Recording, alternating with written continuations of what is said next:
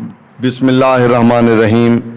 میں ہوں عنایت اللہ کاشف ایڈوکیٹ اور آپ دیکھ رہے ہیں لیگل انفارمیشن میں خوش آمدید۔ سب سے پہلے تو آپ تمام سننے والوں کو، دیکھنے والوں کو عید مبارک، عید الاضحیٰ مبارک۔ اور اس کے بعد EOBI کی جو تازہ ترین اپڈیٹس ہیں وہ آپ کی خدمت میں پیش۔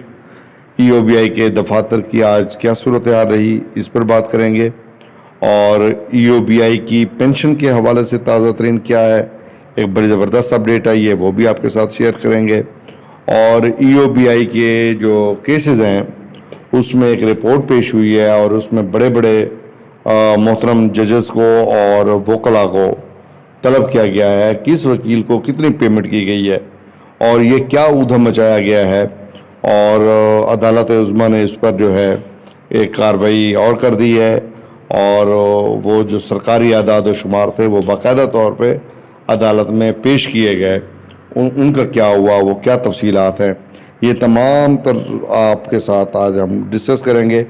لیکن موضوع کی جانب بڑھنے سے پہلے آپ تمام احباب سے استدعا ہے کہ چینل کو سبسکرائب کر لیجئے، بیل آئیکن کو پریس کر لیجئے، ویڈیو کو شیئر کر دیجئے۔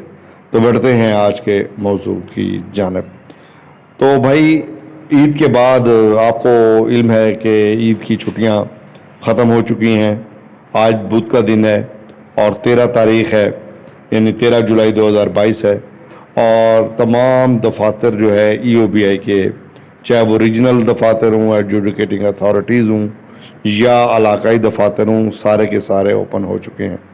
یہ الگ بات ہے کہ آج عملہ بہت کم تھا اور تقریباً لوگ غیر حاضر تھے، اور دفاتر جو ہے وہ سنسانی کا مظاہرہ کر رہے تھے، اور چونکہ جب پوچھنے والا کوئی نہ ہو تو پھر ایسے ہی ہوتا ہے، اور EOBI کے دفاتر میں بھی سنسانی کا عالم تھا۔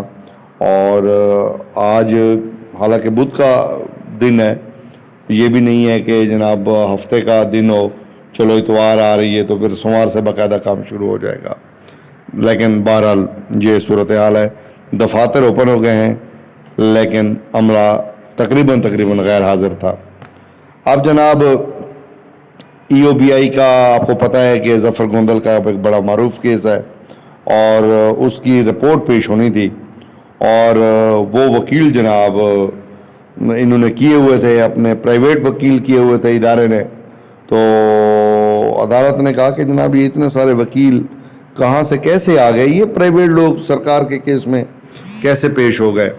تو اس پر ایک ہنگامہ کھڑا ہوا، تو انہوں نے کہا جناب یہ جو اٹارنی جنرل فار پاکستان ہوتے ہیں، ایڈوکیٹ جنرل ہوتے ہیں، اسٹینڈنگ کونسل ہوتے ہیں، یہ کس مقصد کے لیے ہوتے ہیں، ان کا کیا مقصد ہوتا ہے، یہ کیوں رکھے جاتے ہیں، انہوں نے سرکار کو ہی تو ڈیفینڈ کرنا ہوتا ہے، اور EOBI بھی سرکار کا ادارہ ہے، اور سرکار نے ہی سرکار کے کیسز کو تو ان لوگوں نے ڈیفینڈ کرنا ہوتا ہے، تو پرائیویٹ وکیل کہاں سے آ گئے، یہ کیسے آپ نے رکھ لیے۔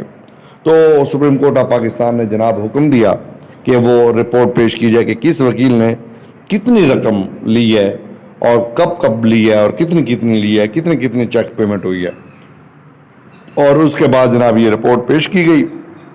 اور پھر کیا ہوا، معاملہ یہیں پہ تھم جاتا تو بات سمجھ میں آتی ہے، معاملہ بہت آگے بڑھ گیا۔ معاملہ یہ ہوا کہ جناب انہوں نے پھر ظلم یہ کیا کہ انہوں نے کہا جناب ان تمام جو وکیل ہیں ان کو بلاؤ، چاہے اب یہ جج بھی بن چکے ہیں، ان کو بھی آپ ذرا بلا لیں۔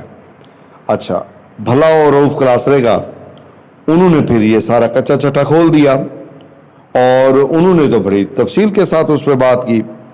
اچھا، اس میں جو وکیل سامنے آئے نا، کمال کی بات یہ ہے، بڑے بڑے نامور وکیل، مزہ آ گیا نام سن کے، انسانی حقوق کے حوالے سے ان کے بڑے نام، اور کام ان کا دیکھیں تو کان کو ہاتھ لگانے کو دل کر رہا ہے۔ وکیلوں نے لوٹ مار مچائی ہے، ٹھیک ہے جی۔ کیا EOBI میں کرپشن کے دفاع کے لیے انہوں نے وکیل رکھ لیے، ظفر گوندل کو بچانے کے لیے انہوں نے وکیل رکھ لیے، کیونکہ ظفر گوندل کو آپ کو پتہ ہے وہ نظر گوندل کا بھائی ہے۔ نظر گوندل کو آپ جانتے ہیں، وہ پاکستان پیپلز پارٹی کا کرتا دھرتا اور مال سپلائی اور جو معاملات ہوتے ہیں تو وہ اس میں انوالو، ظاہر ہے وہ اس کا بھائی ہے تو پھر اس کو بچانے کے لیے پھر ادھر سے 200 ارب روپے کا کرپشن کا کیس، کہیں سے 300 ارب روپے کا کرپشن کا کیس. وہ ڈاکٹر امجد والی کہانی آئی ہوئی ہے، وہ بھی میں آپ کے ساتھ شیئر کروں گا کہ انہوں نے 400 ارب روپے لوٹے کیسے، وہ ایک الگ سے داستان ہے. خیر جناب، انہوں نے جناب کرپشن کے دفاع کے لیے آسمہ جہانگیر صاحبہ، اللہ ان کو جنت الفردوس میں اعلیٰ مقام عطا فرمائے، 6 کیسز کے لیے انہوں نے 32 لاکھ روپے اماؤنٹ لیا ہے. چلو وکیل نے گھر کا دال دلیا چلانا ہوتا ہے، 32 لاکھ روپے 6 کیسز کے لیے چلو معقول بات ہے. لیکن مجھے دکھ اس بات کا ہے کہ آسمہ جہانگیر کو تو کھڑا ہونا چاہیے تھا کرپشن کے خلاف، ان کا نعرہ اینٹی کرپشن کا تھا، اور وہ کرپشن کے دفاع میں لگ گئیں.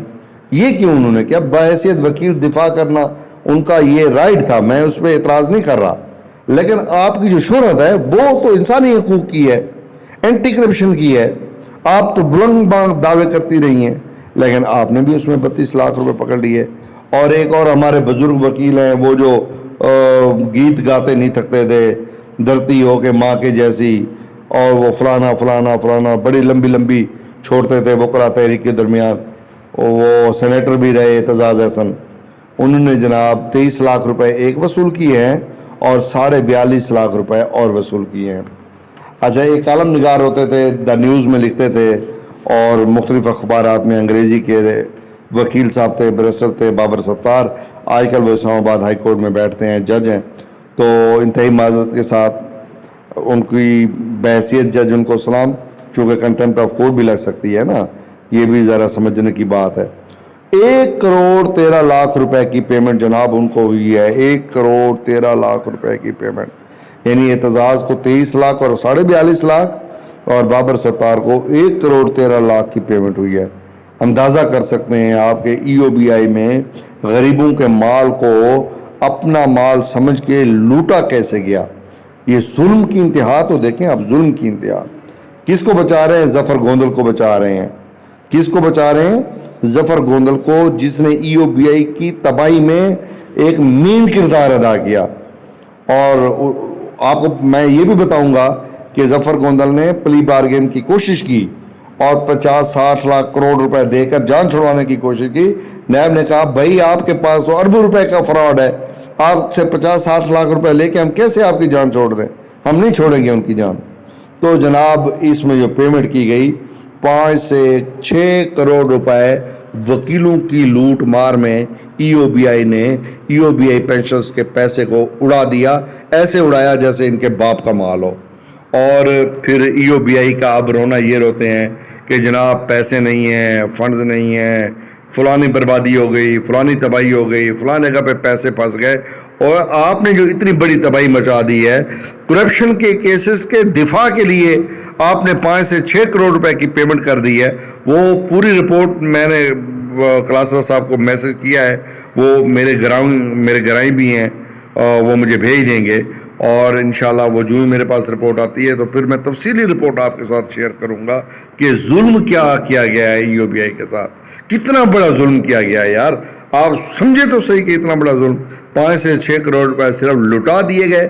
کس بات پہ لٹائے گئے؟ کہ جناب ظفر گوندل کا دفاع ہو رہا ہے اور ظفر گوندل کو بچایا جا رہا ہے. پھر ظفر گوندل کو بچایا جائے گا تو پھر ای او بی آئی کو کیسے بچایا جا سکتا ہے؟ ای او بی آئی کو بچانا تو پھر ظاہر ہے ناممکن سی بات ہو جاتی ہے کہ جب آپ ظفر گوندل کو بچاتے پھر رہے ہیں اور اس کی کرپشن کا دفاع کر رہے ہیں تو اس کا مطلب یہ ہے کہ ای او بی آئی کا کباڑہ کر رہے ہیں، ای او بی آئی کو تباہ کر رہے ہیں.